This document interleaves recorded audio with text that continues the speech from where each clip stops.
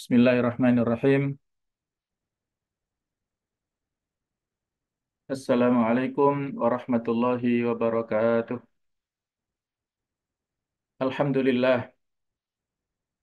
Alhamdulillahilladzi arsala rasulahu bil huda wa dinil haq liyudhhirahu 'ala dini kullih wa kafa billahi syahida. Asyhadu an la ilaha illallah wahdahu la syarikalah wa asyhadu anna Muhammadan abduhu wa rasuluh la nabiyya ba'dah. Allahumma salli wa sallim ala sayyidina wa habibina wa maulana Muhammad wa ala alihi wa ashabihi wa man sara ala nahjihi wa ta'a bi da'watihi ila yaumil qiyamah. Allahumma inna nas'aluka ilman nafi'a wa na'udzubika min 'ilmin la yanfa'. Subhanaka la ilma lana illa ma 'allamtana innaka antal alimul hakim wa tub 'alaina innaka antat tawwabur rahim. Rabbi shrah li sadri wa yassir li amri wahlul 'uqdatam min lisani yafqahu qawli amma ba'd.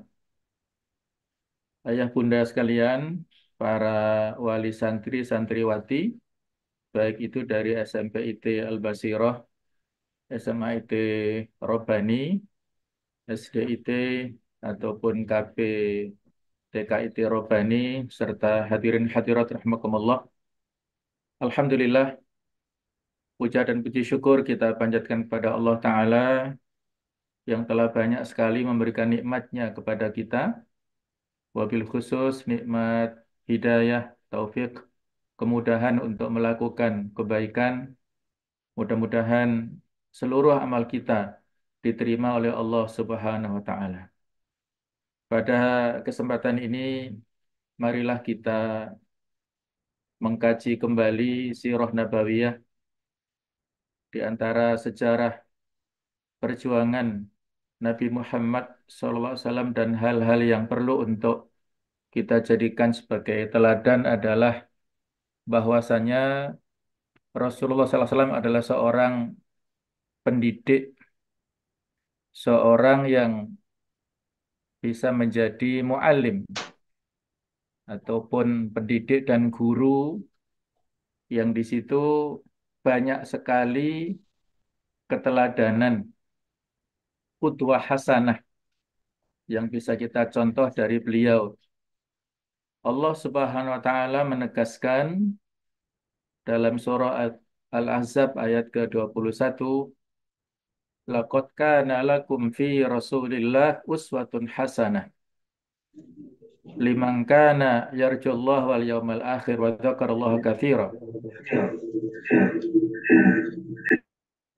Sungguh ada bagi kalian pada diri Rasulullah SAW contoh teladan bagi orang yang mengingat berzikir kepada Allah Ta'ala, bagi orang yang mengharapkan pahala dari Allah Ta'ala, dan wadzakara katsiran, berzikir ke Allah dengan zikir yang sangat banyak.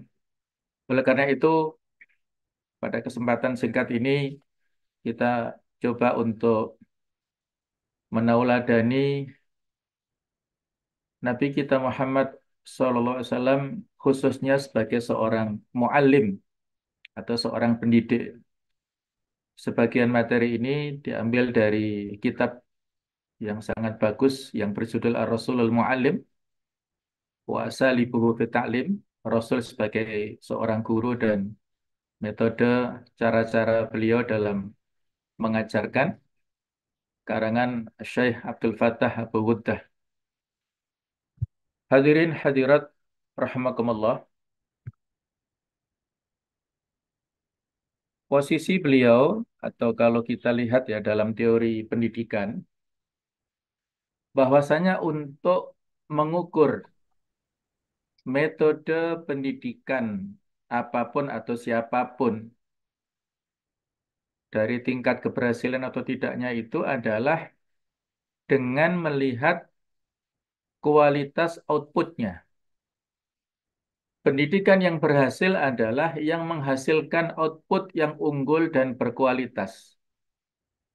Bila kita terapkan ukuran ini pada pendidikan yang dilakukan oleh Rasulullah SAW, maka akan kita dapati bahwa pendidikan yang dilakukan oleh Rasulullah SAW menunjukkan keberhasilan, bahkan tak berlebihan bila dikatakan upaya pendidikan yang paling berhasil sepanjang sejarah manusia.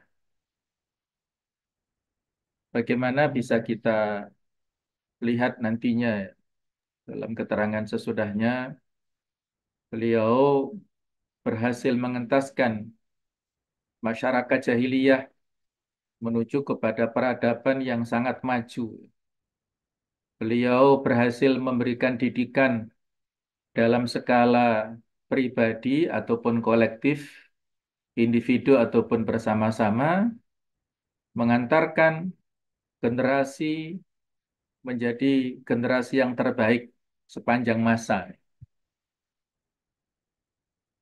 Karena Rasulullah SAW dengan perjuangan mendidiknya mampu mengubah keterbelakangan orang-orang Arab menjadi manusia yang ahli ibadah di malam hari dan pejuang tangguh di siang hari.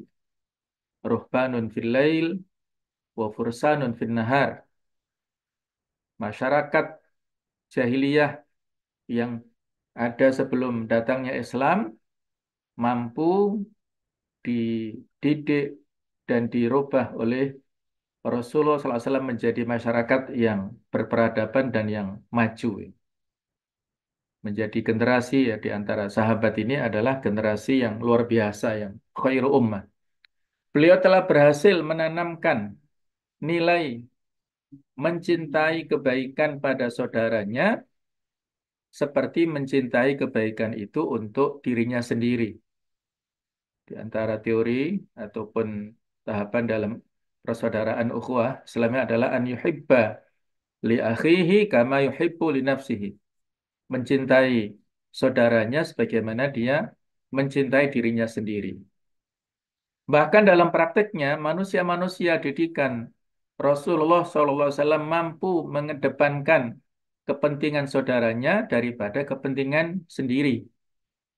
Wa yu'thiruna ala anfusihim walau kana bihim khasasah, mereka mengutamakan orang lain walaupun dirinya sendiri dalam keadaan yang membutuhkan. Keberhasilan pendidikan Rasulullah SAW ini diakui oleh lawan dan kawan.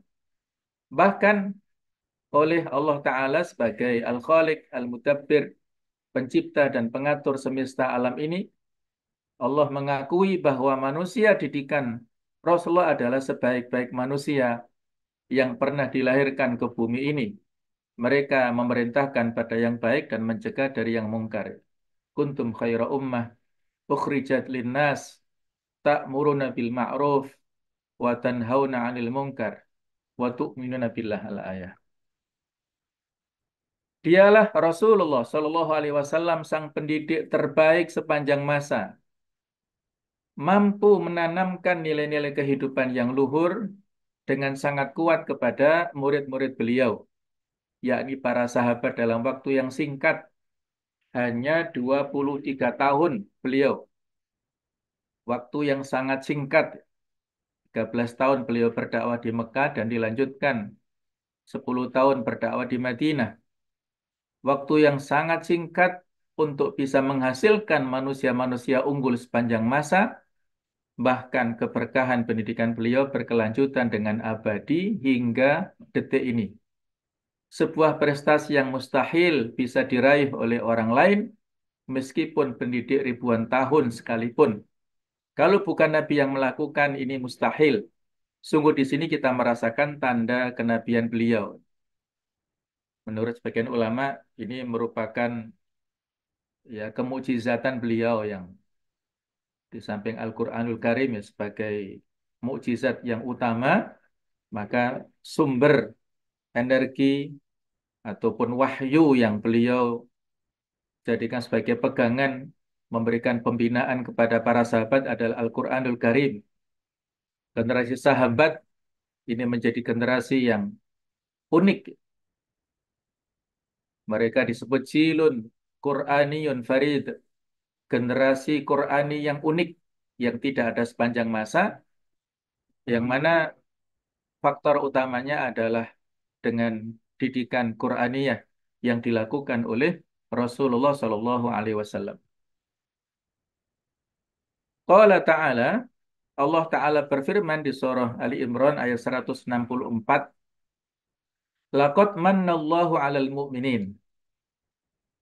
Sungguh benar-benar Allah telah memberikan karunia kepada orang-orang yang beriman. Id ba'atsa fihim rasulam min anfusihim. Pada saat Allah mengutus di tengah-tengah mereka seorang rasul dari kalangan mereka sendiri, yang orang-orang Arab tahu tentang latar belakang kepribadian beliau, keluarga besar beliau. Mereka tahu betul dan sangat paham siapa Rasulullah Muhammad Sallallahu Alaihi Wasallam itu. Yang mana beliau ini memiliki misi yatlu alaihim ayatih, membacakan kepada mereka ayat-ayat Allah, wa yuzakkihim, dan mensucikan jiwa mereka, wa yu'allimuhumul kitab wal hikmah, dan mengajarkan kepada mereka Al-Quran, kitab dan Al-Hikmah, yaitu As-Sunnah. Wa in kanu min qablu lafi dhalalim mubin, walaupun sesungguhnya mereka sebelumnya benar-benar dalam kesesatan yang nyata. Jadi keberadaan Rasulullah SAW itu adalah merupakan minnatullah, nikmat yang besar yang disampaikan oleh Allah Ta'ala kepada kaum mukminin, bukan hanya kepada masyarakat Arab, tetapi rahmatnya kita rasakan seluruh dunia. Wa ma arsalnaka illa rahmatan lil alamin.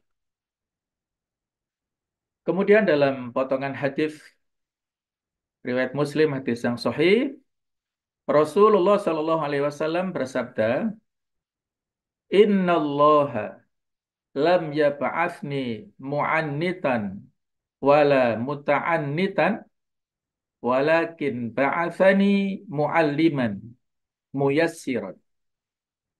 Sesungguhnya Allah tidaklah mengutusku untuk mempersulit orang, tidak pula untuk mencari-cari kesalahan, akan tetapi Allah mengutusku sebagai pendidik, seorang guru, dan sekaligus saat yang sama memiliki sifat muyassiran, yang memudahkan orang lain. Yassiru wala tu'assiru, berikanlah kemudahan, jangan mempersulit. Basyiru wala tunaffiru, berilah berita gembira dan jangan menakut-nakuti. Inilah prinsip yang disampaikan oleh Rasulullah SAW. Beliau menjadi muallim, menegaskan dirinya adalah seorang muallim, mengajarkan kebaikan kepada manusia, mendidik generasi sehingga menjadi yang terbaik. Para jamaah, Bapak Ibu sekalian, ayah bunda, rahimakumullah, ada banyak kepribadian Nabi Muhammad SAW sebagai seorang pendidik. Kita sebutkan secara global, poin per poin. Yang pertama, bahwasanya beliau sangat mendorong kegiatan belajar dan mengajar.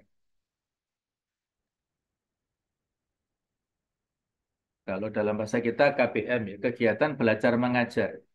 Ada banyak hadis yang memberikan informasi kepada kita, motivasi. Di antaranya, beliau bersabda, "Man dakhala masjidana hadza liyata'allama khairan au yu'allimahu kana kal mujahid fi sabilillah."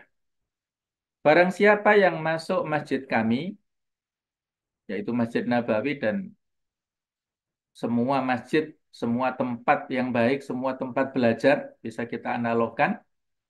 Tujuannya apa? Liyata'allam, untuk belajar khairan, kebaikan. Au yu'allimahu, atau dia bermaksud untuk mengajar sebagai murid atau guru, sebagai santri atau ustadz atau kiai, karena kal mujahid fi sabilillah, maka posisinya seperti seorang mujahid pejuang di jalan Allah. Wa man takhalau li ghairi dzalik kana kan nadhiri ila ma laysa lahu.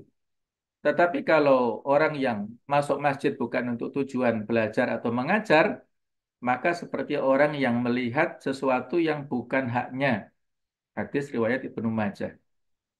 Ada lagi hadis yang lain, man ghada ilal masjid la yuridu illa an yata'allama khairan aw yu'allimahu kana lahu ka ajri hajin taman hajjatuhu. Barang siapa yang pada waktu pagi bersegera untuk berangkat ke masjid tidak menginginkan kecuali untuk belajar kebaikan atau mengajarkan, maka dia mendapatkan pahala orang yang haji secara sempurna. Hadis riwayat At-Tabrani. Masya Allah, luar biasa ya. Fadilah orang yang belajar ataupun mengajar. Dan di sini perlu diingat bukan hanya sebatas di masjid, tetapi dimanapun. Karena stressingnya bukan hanya masjid, tetapi stressingnya adalah profesi, baik itu murid atau guru, belajar ataupun mengajar ini. Jadi sangat banyak hadis yang serupa dengan ini. Yang kedua, bahwasanya prinsip ataupun kepribadian beliau adalah berbelas kasih lagi penyayang kepada murid-muridnya. Di surah At-Taubah 128 Allah berfirman, "Laqad ja'akum rasulun min anfusikum azizun 'alaihi ma'anittum harisun 'alaikum bil mu'minin raufur rahim." Sungguh telah datang kepada kalian seorang rasul min anfusikum, ada penegasan dari golongan kalian, dari bangsa kalian. Azizun alaihi ma'anittum, sangat berat bagi Rasulullah hal-hal yang bisa menyusahkan kepada kalian. Kemudian harisun alaikum, beliau sangat antusias untuk mengajar, memberikan hidayah kepada kalian.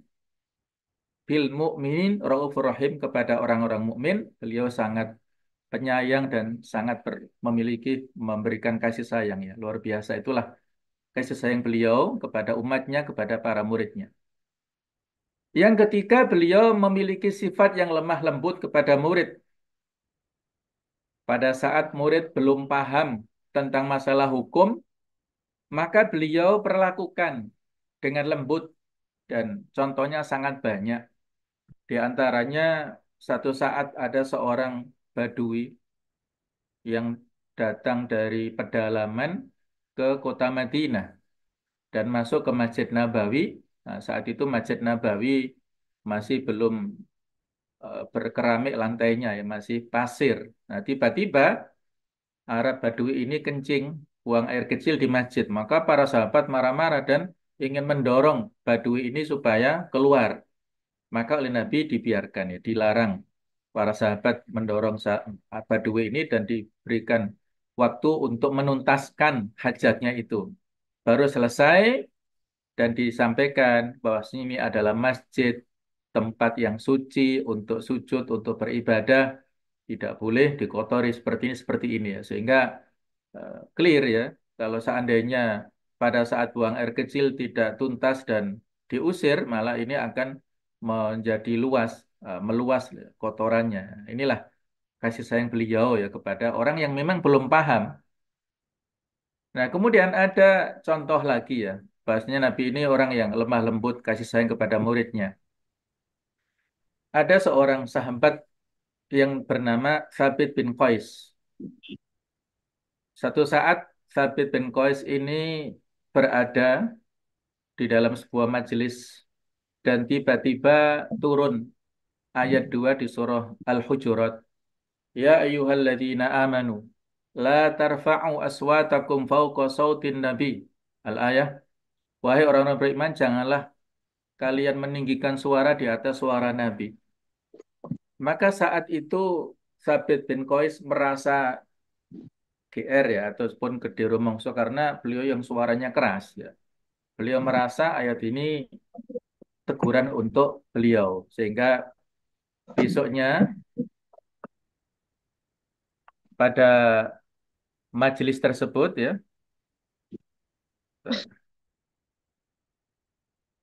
Di Masjid Nabawi, Nabi Muhammad memantau mana Thabit bin Qais tidak hadir ya. Kemudian ya kata teman-temannya, beliau malu ya Rasulullah karena merasa ayat yang diturunkan itu menyindirnya. Maka kata Rasulullah, oh bukan ya, ini bukan tentang Thabit bin Qais.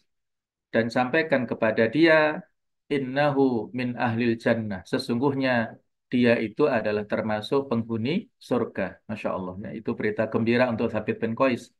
Jadi rupanya ayat ini turun ya, terkait dengan perbedaan pendapat antara Abu Bakar dan Umar tentang tamu yang akan datang ke Madinah, bagaimana cara memperlakukan sehingga masing-masing ini mengeraskan suara yang itu mengganggu suasana ya, kenyamanan. Nah, itu potongan di antara sababun nuzul ayat ini ya. Jadi ini salah satu contoh Nabi seorang yang lemah lembut kasih sayang kepada muridnya. Yang keempat, Nabi Muhammad memiliki sifat atau kepribadian menghargai hak setiap orang tanpa pandang bulu. Walaupun dalam hal ini kepada non-Muslim. Ada banyak cerita tentang masalah ini, di antaranya ada satu hadis beliau sampaikan, ala man dzalama mu'ahadan au intaqasahu au kallafahu fawqa taqatihi au akhadha minhu syai'an bi ghairi bi nafsin fa ana hajijuhu yaumal qiyamah. Rawahu Abu Dawud. Barang siapa yang mendolimi seorang kafir yang mu'ahad. Mu'ahad itu kafir yang terikat perjanjian dengan negara Islam ya. Jadi kafir itu ada tiga jenis, ada kafir harbi, kafir yang memerangi yang kita harus melawannya, harus kita musuhi. Yang kedua kafir zimmi, kafir yang berada pada naungan negara Islam, jadi tinggal di Madinah, ada beberapa komunitas Yahudi yang tinggal di Madinah itu kafir zimmi. Nah, kafir mu'ahad dia tinggal di negara lain tapi antara negara Madinah dan negara dia itu terikat perjanjian. Nah, orang yang mendolimi kafir mu'ahad ini, au intaqasau atau dia menekannya, atau dia memberikan beban yang di luar kemampuannya, atau mengambil sesuatu tanpa hak, maka kata Rasulullah, fa'ana haji juhu yaumil qiyamah. Aku nanti akan membela ya, orang tersebut dan menjadi hujjah atau penuntut orang yang dolim dari kalangan siapapun ya, termasuk kaum muslimin yang mendolimi kepada orang non-muslim itu akan dituntut oleh Rasulullah SAW. Itulah ya. Beliau lemah, maksudnya beliau memiliki memberikan hak kepada setiap orang tanpa pandang bulu. Nah, satu saat juga ada seorang Yahudi yang bersin ya. Ini disaksikan oleh Abu Musa al-Asy'ari, seorang Yahudi yang bersin di samping Rasulullah SAW. Maka beliau memberikan doa begini ya, yahdikumullah wa yuslihu balakum. Semoga Allah memberikan hidayah pada kalian dan memperbaiki perhatian kalian. Hadis riwayat Imam Ahmad ya. Sekaligus sebagai dalil ya, bahasanya mendoakan supaya orang kafir masuk Islam selama dia masih hidup itu boleh ya. Tapi kalau sudah meninggal, kita beristighfar tidak boleh. Tapi kalau dia masih hidup, kita doakan supaya mendapat hidayah, masuk Islam, itu boleh. Termasuk di sini. Walaupun dia orang kafir, dalam hal ini didoakan oleh Rasulullah supaya masuk Islam. Yahdikumullah. Semoga Allah memberikan hidayah pada kalian. Baik, berikutnya, beliau adalah seorang yang menjadi pendengar yang baik dan rendah hati kepada orang yang bertanya. Jadi beliau seorang yang tawadhu serta menjadi pendengar yang baik ini. Ada satu kisah seorang tabib Yahudi yang bernama Dhomat. Dia ini punya keahlian mengobati orang yang terkena dampak sihir. Jadi saat itu di awal-awal periode Mekah, ada isu di kalangan orang-orang kafir Quraisy, ya, mereka biasanya bergerombol kemudian membicarakan tentang Nabi Muhammad, menuduh begini begitu ya. Di antara tuduhan mereka kepada Nabi Muhammad adalah Nabi Muhammad ini orang yang kena dampak sihir ya, orang yang gila, orang yang majnun. Begini begitulah tuduhan-tuduhan yang tidak beretika. Akhirnya datanglah Muhammad ini nimbrung di majelis itu, siapa yang kalian maksud begini begitu. Itu Muhammad gitu. Aku akan datangi, barangkali bisa aku obati dari penyakit kena sihirnya ataupun penyakit gilanya itu. Maka datanglah Muhammad ini untuk bertemu dengan Rasulullah SAW. Nah, ketika bertemu, beliau takjub dengan wajah Rasulullah yang begitu bersih, bersinar. Nah, maka Muhammad ini menyampaikan prolog yang panjang.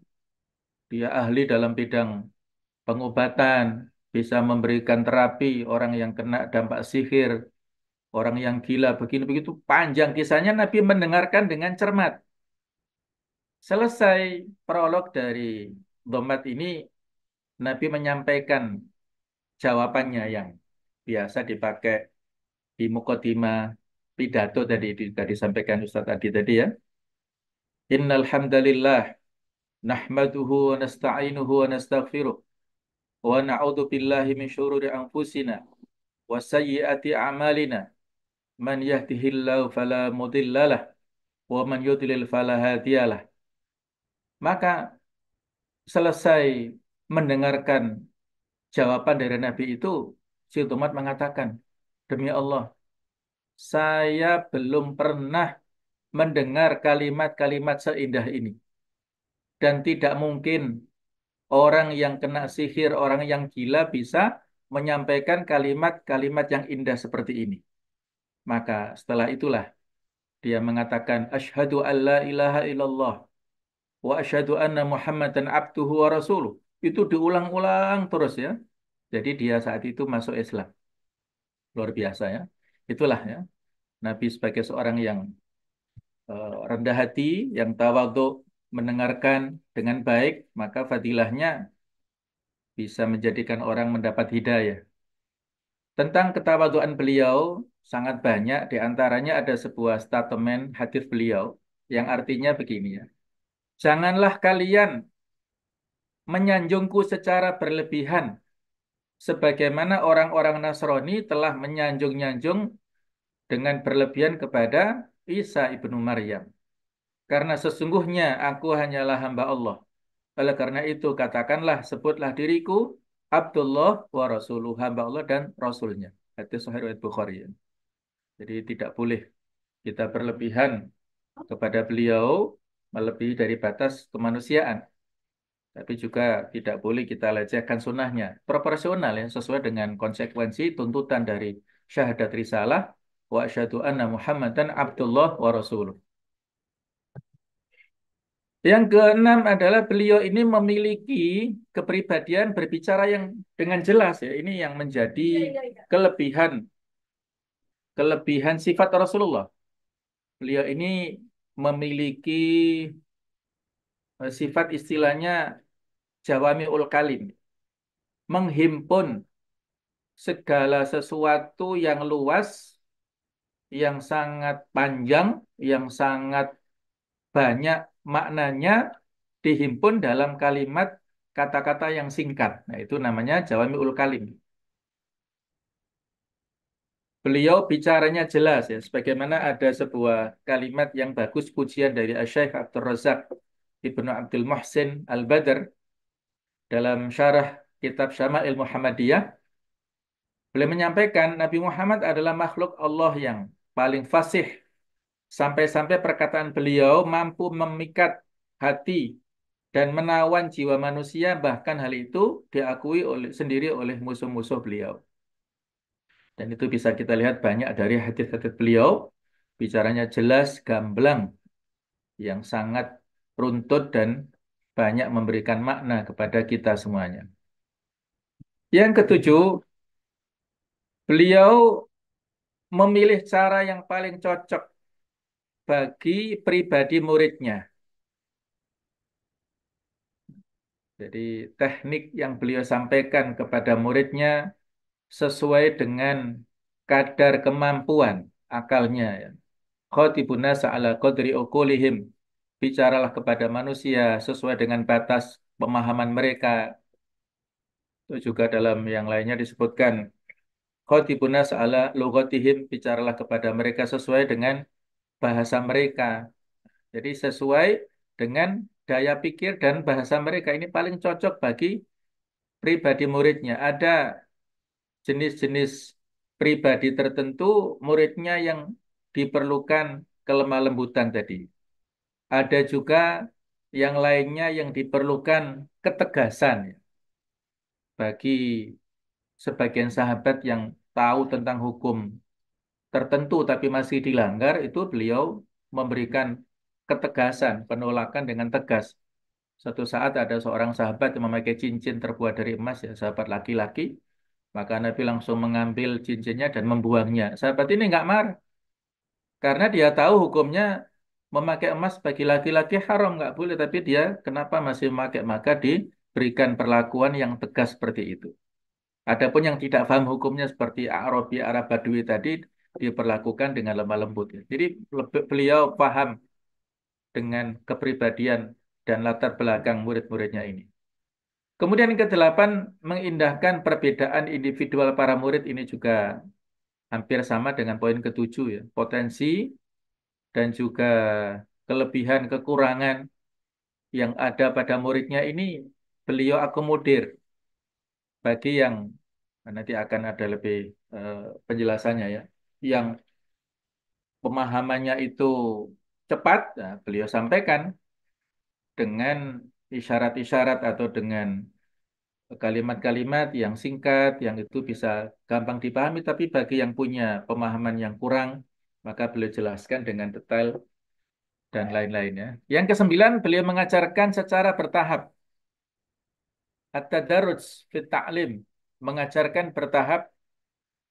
Di antaranya ada pernyataan dari seorang sahabat namanya Juntub bin Abdillah.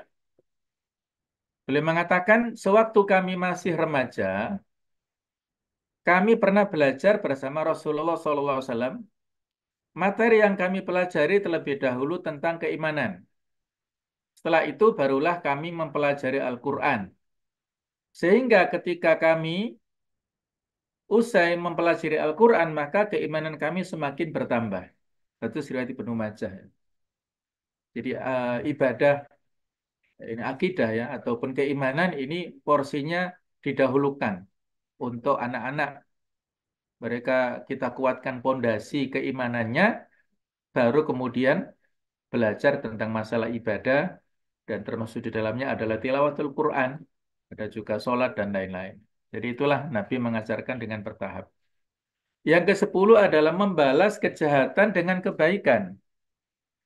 Di beliau ini sering mendapatkan perlakuan yang buruk dari tetangga yang kafir ataupun dari orang-orang non-Muslim ya saat itu ada seorang tokoh Yahudi yang saat itu beliau adalah orang yang ahli dalam bidang Taurat dan sekaligus pedagang yang kaya raya. Nabi pernah berhutang kepada si Yahudi ini. Kemudian satu saat ketika Nabi berada di Masjid Nabawi saat mengajar kepada murid-muridnya, Yahudi ini tiba-tiba datang dan mendekati Rasulullah, kemudian mencengkeram jubah beliau sampai ya seperti mencekik dan mengatakan, "Ya Muhammad, bayar utangku." Maka para sahabat saat itu geram ya, gemes dan mau marah. Mereka bahkan Umar mengatakan, "Ya Rasulullah, izinkan aku memenggal lehernya." Wah, itulah temperamen Umar ya. Maka Nabi mengatakan, "Wahai Yahudi, apa maksudmu? Hutangmu kan belum jatuh tempo." Ya.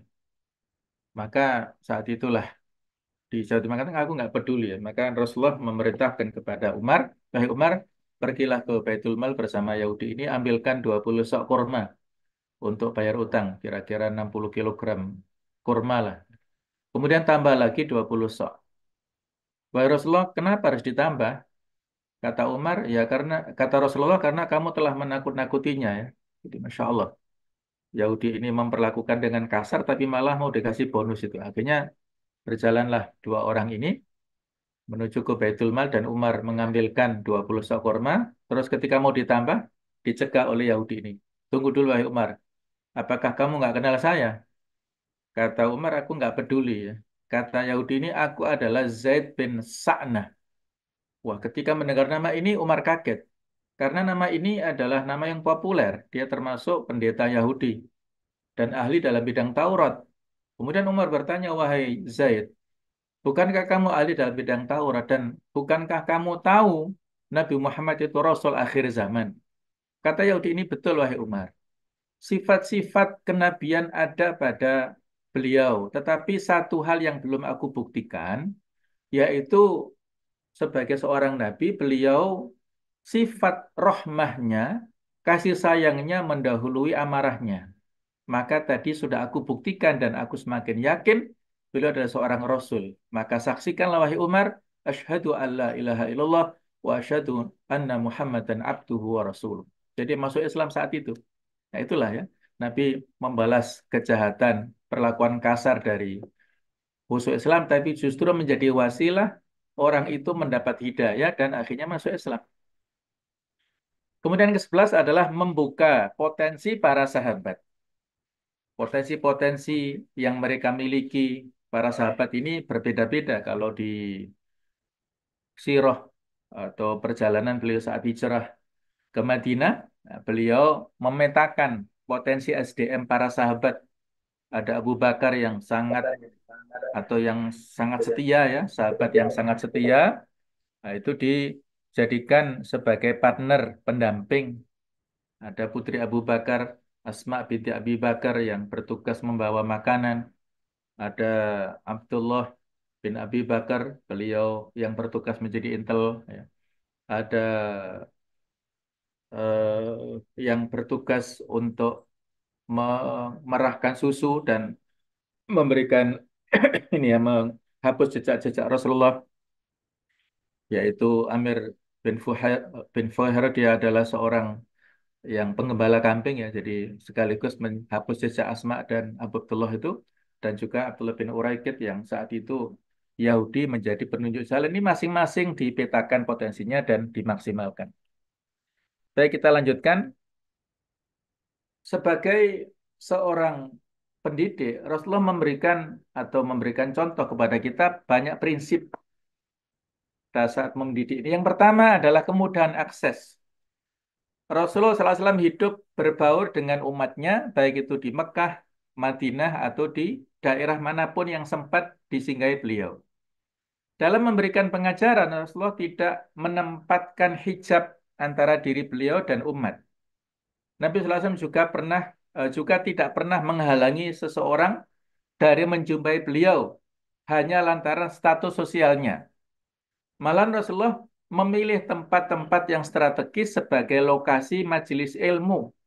Beliau pernah memakai rumah seorang sahabatnya yang namanya Al-Arqam ya, sehingga disebut Baitul Arqam atau Darul Arqam ya, rumah Al-Arqam, karena disitulah awal-awal dakwah beliau di Mekah, tempat yang bisa diakses untuk majelis taklim sebagai tempat mengajarkan Al-Quran ketika di Mekah.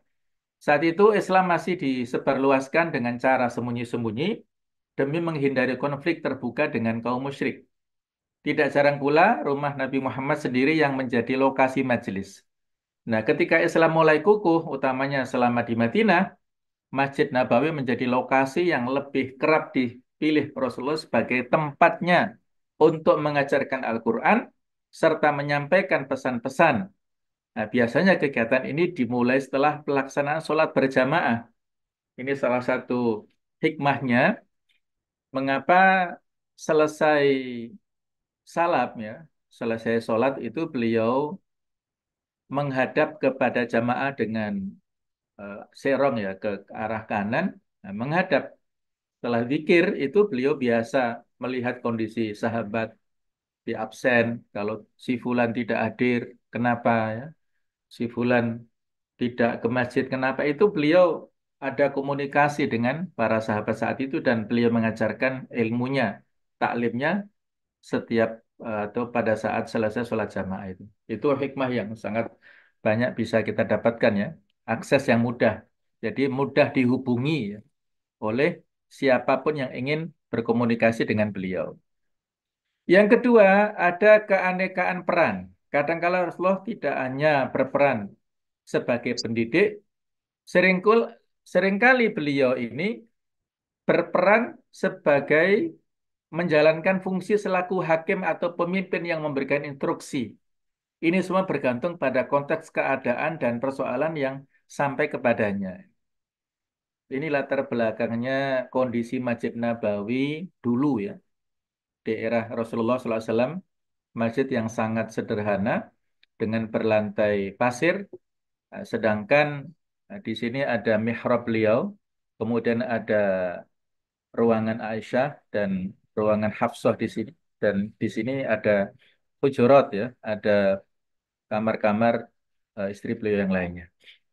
Jadi beliau multifungsi kalau dalam perspektif kenegaraan, beliau bertindak sebagai eksekutif pelaksananya, kemudian beliau juga sebagai yudikatif penegak hukumnya, dan juga beliau sebagai legislatif pembuat undang-undangnya. Memiliki hak prerogatif yang penuh yang kalau saat ini ya susah untuk diterapkan ya karena kita punya banyak keterbatasan, maka tiga wewenang ini didistribusikan pada teori trias politikal itu. Nah, kalau dulu Nabi karena beliau seorang pemimpin yang berlandaskan wahyu, tidak mungkin beliau diktator dalam hal kepemimpinannya, tiga wewenang itu diberikan kepada beliau.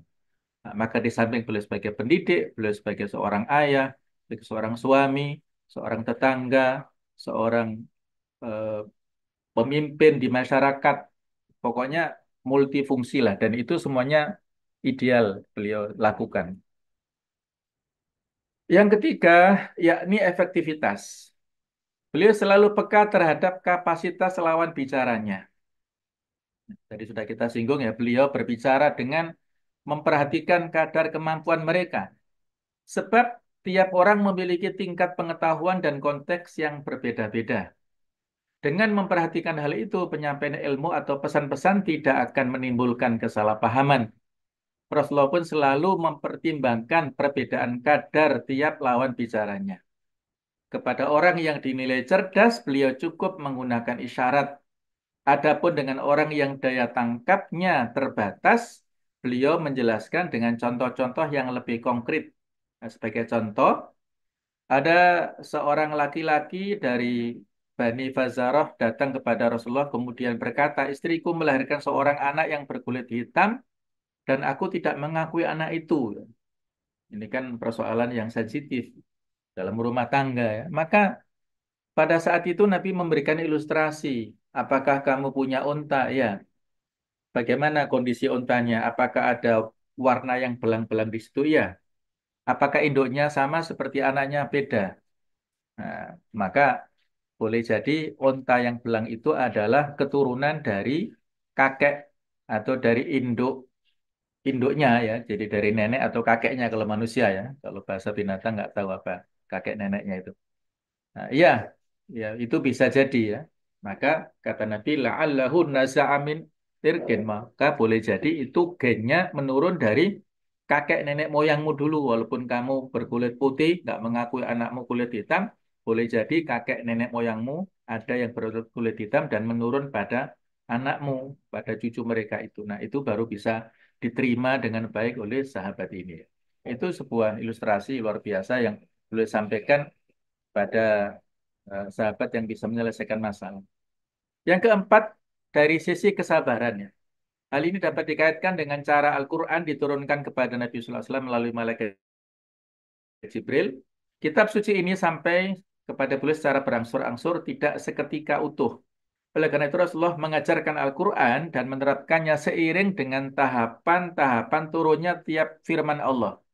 Proses pengajaran ini memerlukan waktu yang panjang dan daya juang yang tinggi yang pasti di situ dibutuhkan kesabaran. kesabaran dalam membina, mendidik ya. Ini juga menjadi penting bagi kita sebagai para guru. Kita harus punya kesabaran yang ekstra karena kita sedang berada fisabilillah tadi. Jangan sampai kita gugurkan amal-amal kebaikan kita dengan berkeluh kesah ataupun banyak mengeluh, banyak hal-hal yang itu tidak penting lah ya. Karena ya setiap kita punya tantangan dan tantangan pendidik ya berhadapan dengan peserta didiknya. Dan kita harus memiliki semangat dan kiat-kiat tersendiri bagaimana cara untuk menghilangkan kejenuhan dan kepenatan pada saat memberikan proses taklim itu. Nah, inilah dibutuhkan kesabaran yang ekstra. Yang kelima adalah menghindari kecenderungan yang monoton. Adalah wajar bagi seorang untuk bosan ya dalam menghadapi rutinitas. Oleh karena itu, Rasulullah SAW membuat pengajarannya secara variatif. Selain untuk mengelak dari kebosanan, cara ini juga berfungsi membuat para pendengarnya lebih terkesan. Menukil sebuah hadis riwayat Ibnu Mas'ud, Nabi SAW memilih hari-hari tertentu untuk menyampaikan mauidhah pengajaran kepada kami karena beliau khawatir kami merasa bosan. Segenap prinsip pengajaran itu dapat bermuara pada fungsi akhlak di tengah manusia. Betapa pentingnya persoalan akhlak ini di atas ilmu. Oleh karena itu, cakrawala keilmuan ulama hendaknya berbanding lurus dengan keluhuran budi pekerti yang bersangkutan di tengah masyarakat. Bila tidak demikian, ulama tersebut dapat dikatakan belum utuh mengikuti akhlak Rasulullah SAW.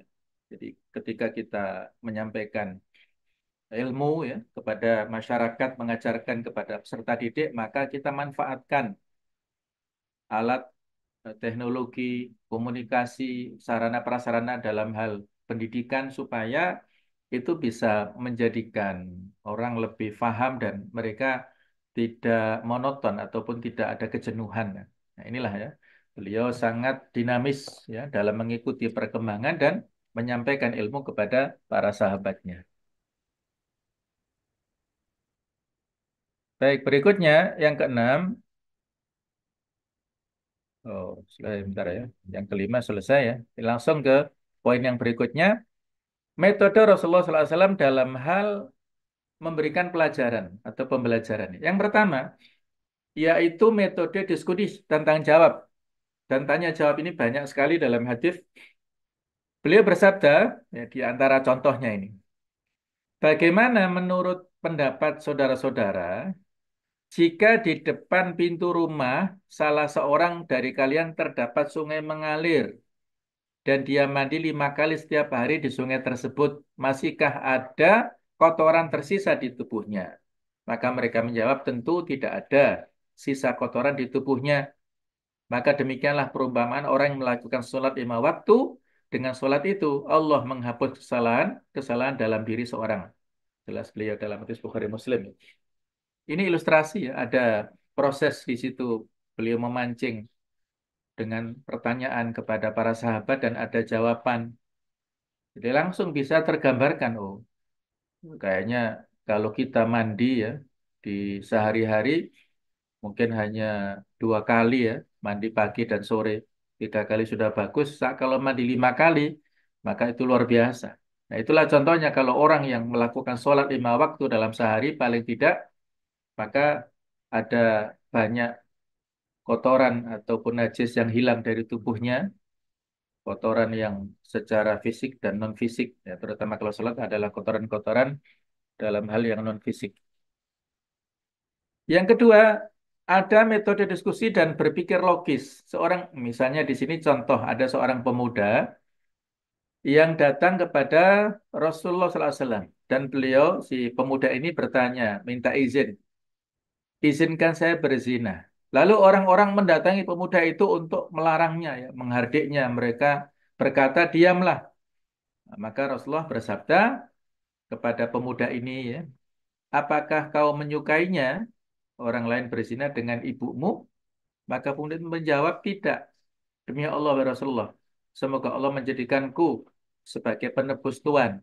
Beliau bersabda lagi, apakah Orang-orang juga tidak menyukai berzina dengan ibu mereka. Nabi bersabda, apa kau suka berzina dengan putrimu? Nah, maka dijawab tidak. Demi Allah, wahai Rasulullah, semoga Allah menjadikan penebus Tuhan. Beliau bersabda lagi, orang-orang juga tidak suka berzina dengan putri mereka. Kemudian Rasulullah meletakkan tangan beliau pada pemuda tersebut dan mengatakan, Allah maghfir lahu wa hassin farjahu, ya Allah, ampunilah dosanya dan bersih wa tohir qalbahu wa hassin farjahu, bersihkan hatinya dan jagalah kemaluannya. Maka setelah pemuda tersebut setelah itu tidak pernah melirik apapun dan tidak pernah berzina sampai hal itu yang ia paling benci ya. Jadi inilah eh, kemuliaan Rasulullah SAW berpikir, mengajak supaya para sahabat berpikir logis dan mengajak diskusi dan akhirnya mendapat hidayah sahabat ini. Yang ketiga, metode analogi dan perumpamaan. Itu banyak sekali dalam hadis Nabi Sallallahu Alaihi Wasallam. Di antaranya ada sekelompok sahabat pernah berkata, wahai Rasulullah, orang-orang kaya telah memborong pahala. Mereka sholat sebagaimana kami juga sholat. Mereka puasa sebagaimana kami juga berpuasa. Dan mereka bersedekah dengan kelebihan harta mereka. Jadi mereka bisa ibadah mahdhah sekaligus karena mereka punya uang, mereka bisa sedekah dari hartanya. Sementara kami orang-orang miskin ini hanya bisa sholat saja, tetapi tidak ada wasilah, sarana untuk bersedekah karena kami nggak punya uang yang lebih. Maka beliau menjawab, bukankah Allah telah menjadikan suatu pengganti harta yang bisa kalian sedekahkan? Sungguh setiap tasbih itu sedekah. Setiap takbir itu sedekah. Setiap tahlil itu sedekah. Mencegah dari yang mungkar itu sedekah dan di dalam kemaluan kalian juga ada sedekah. Kemudian para sahabat bertanya, wahai Rasulullah, jika seorang di antara kami melampiaskan syahwatnya kepada istri, apakah dia akan mendapat pahala? Maka beliau menjawab, bagaimana menurut kalian jika seseorang melampiaskan syahwatnya pada perempuan yang diharamkan untuknya, bukankah dia akan mendapatkan dosa? Begitu pula sebaliknya, jika ia melampiaskan syahwatnya kepada istri atau wanita yang halal untuknya, maka dia akan mendapat pahala. Hadis Sahih riwayat Muslim. Inilah pernikahan itu ibadah yang terpanjang, yang paling lama ya. Kalau sholat hanya 5-10 menit, kalau haji yang reguler mungkin 40 harian itu, umroh juga ada 9 hari paling tidak minimal.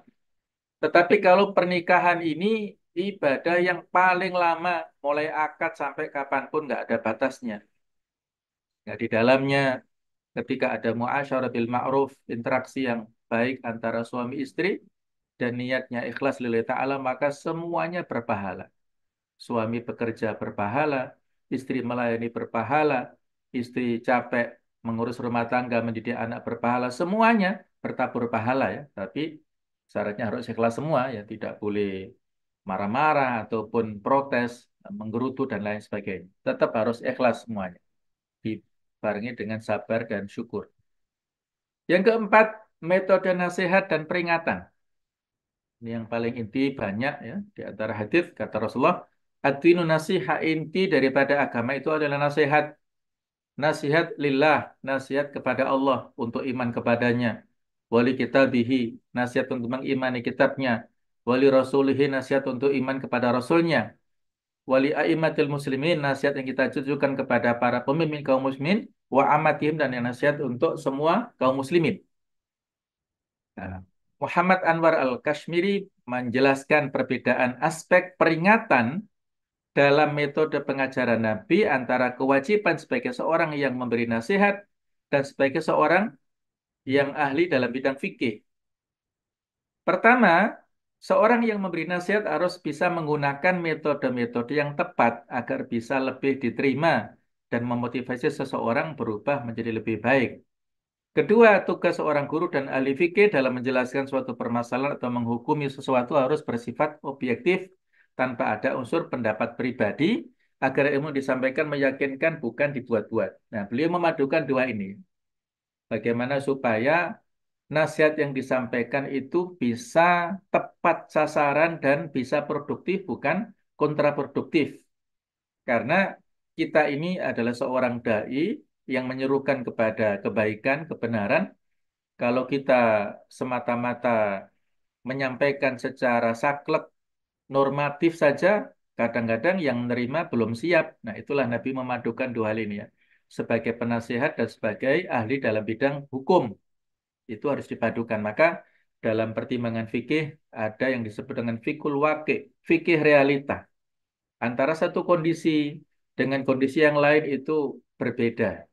Contoh masalah aborsi ya, bagaimana hukum menggugurkan kandungan itu berbeda antara orang anak-anak yang karena akibat pergaulan bebas dengan seorang wanita yang diperkosa misalnya ya. Itu berbeda dalam hal memberikan fatwa hukumnya.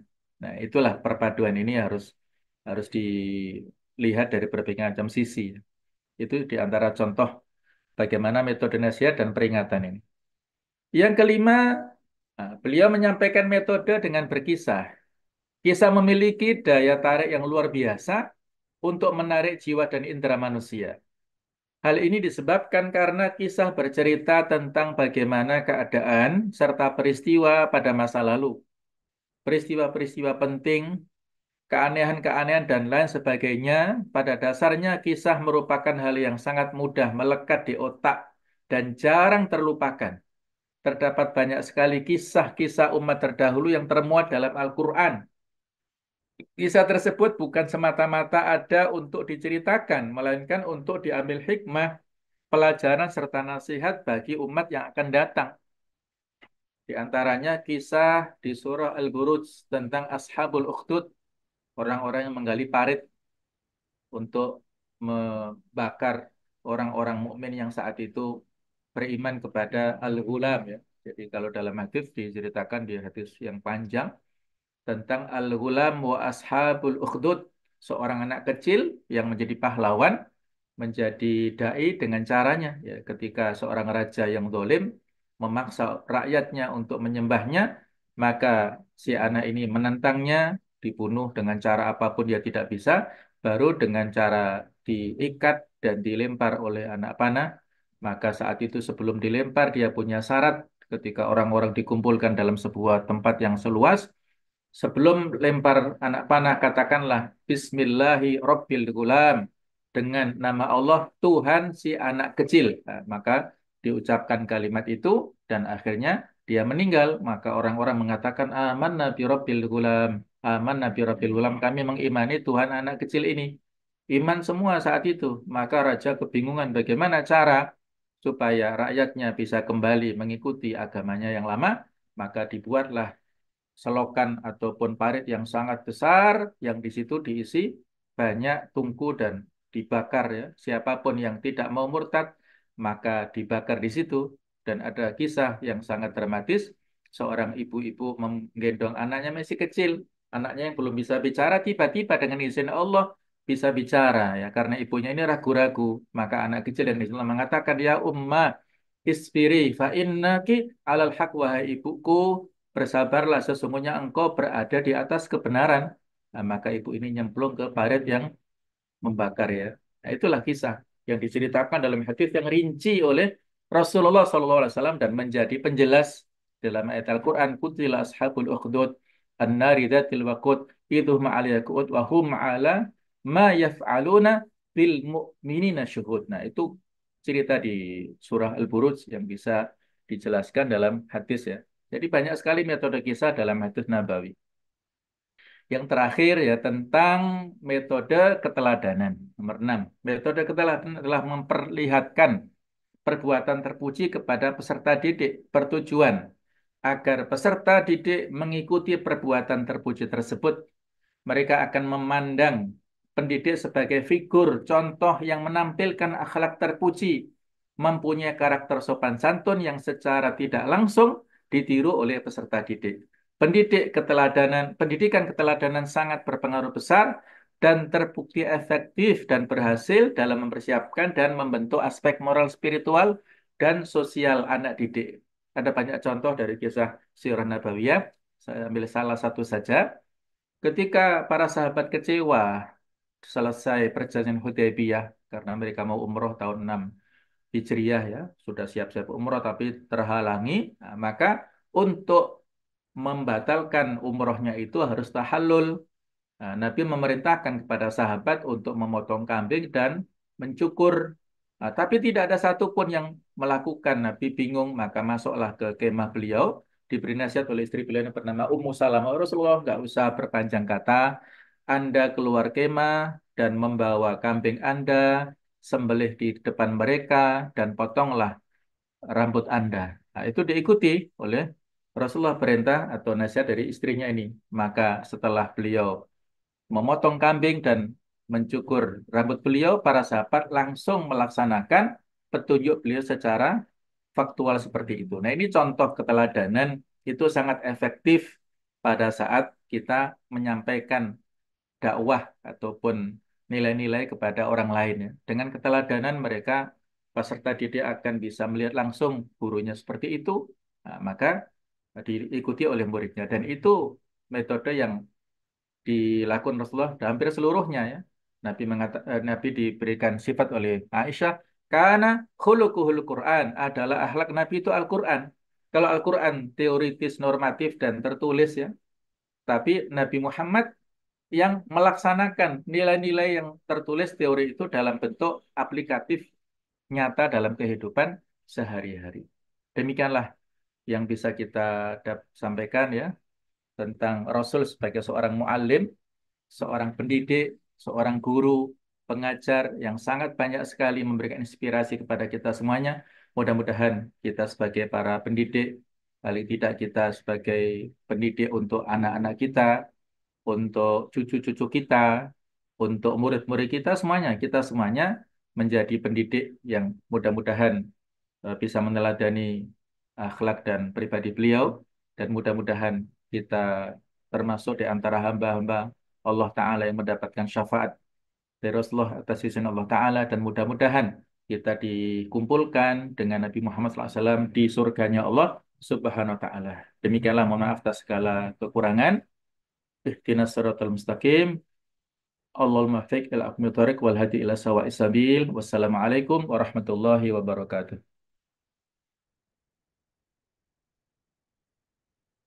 Monggo Ustaz tadi.